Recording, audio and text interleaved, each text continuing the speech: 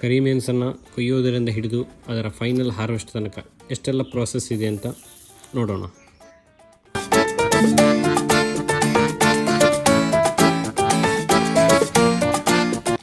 ಯಾಕೆ ಇದನ್ನು ಮಸಾಲೆಗಳ ರಾಜ ಅಂತ ಕರೀತಾರೆ? ಇದರ ಪ್ಲಾಂಟಿಂಗ್ ಮಾಡುವುದರಿಂದ ಏನೆಲ್ಲ ಪ್ರಯೋಜನಗಳಿವೆ?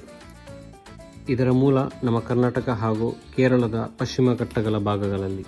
ಸಾವಿರಾರು ವರ್ಷಗಳ ಹಿಂದೆ ಕರಿಮೆಣಸು ಜಗತ್ತಿನ ಪ್ರಮುಖ ವ್ಯಾಪಾರ ವಸ್ತುವಾಗಿತ್ತು.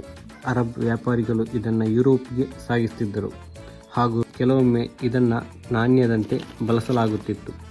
ಇದರಿಂದ ಕರಿಮೆಣಸಿಗೆ ಕಪ್ಪು ಬಂಗಾರ ಎಂಬ ಹೆಸರು ಬಂದಿದೆ.